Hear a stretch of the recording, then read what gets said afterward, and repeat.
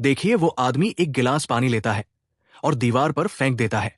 अगले ही पल दीवार का पेंट निकल जाता है। फिर उन्होंने दीवार तोड़ दी।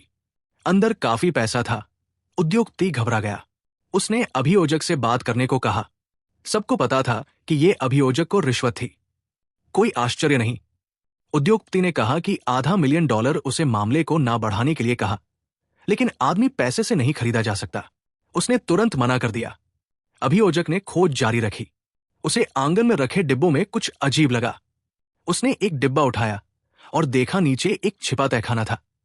सतह पर पड़े कचरे को मत देखो, वास्तव में अंदर एक छिपा रहस्य है। अलमारियां गहनों से भरी है। ढेर सारे पैसे, ये देखने लायक दृश्य है। आदमी ने पिछवाड़े में पैसों के बक्से खोदे देखकर कि उसके घर पर छापा पड़ा है। अमीर आदमी गुस्से में था। उसने दिखाने के लिए हथियार निकाला कि वो क्या कर सकता है। सौभाग्य से उसकी पत्नी ने समय पर रोक लिया।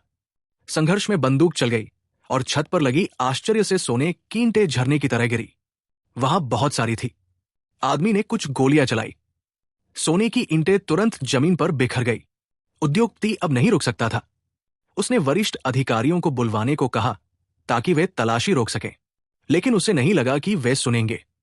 फिर भी उद्योगपति अहंकारी था, क्योंकि वो राज्य परिषद का सदस्य है। प्रधानमंत्री को भी उसकी बात माननी पड़ी। उद्योगपति मदद लेने बाहर जाना चाहता था, लेकिन लोगों ने नहीं रोका। उन्होंने उसे कार दिलवाई और कहा कि वह जहां चाहे जा सकता है। जैसे ही टाइकून कार में बैठा, उसने गर्व महसूस किया। वो आत्मविश्वास से भरा था। फिर वो मुख्यमंत्री के घर गया, लेकिन उसने कहा कि उसे दखल देने का हक नहीं है। उसने उसे और कुछ सोचने को कहा। फिर वो मेयर के पास गया, लेकिन मेयर ने भी कुछ नहीं कहा। उसने बस एक सांकेतिक कॉल किया। उस आदमी से तलाशी के बाद जाने को कहा। आखिरकार उसके पास वारंट था। कोई कुछ नहीं कह सकता था। इस बीच उन्हें चिंता थी कि टाइकून उनके वरिष्ठ अधिकारियों से खोज रोकने को कहेगा। वो समय की बर्बादी होती, लेकिन उस व्यक्ति ने सब पहले से सोच रखा था। उसने जानबूझकर टाइकून को इस समय जाने दिया ताकि वो बाकी चोरी का पैसा ढूंढ सके। उद्योगपति की मौजूदगी से उनकी प्रगति रुक सकती है। अब तक जो धन मिला वो पर्याप्त नहीं। जब वो व्यक्ति सोच रहा था, उद्योगपति की मां ने मदद की।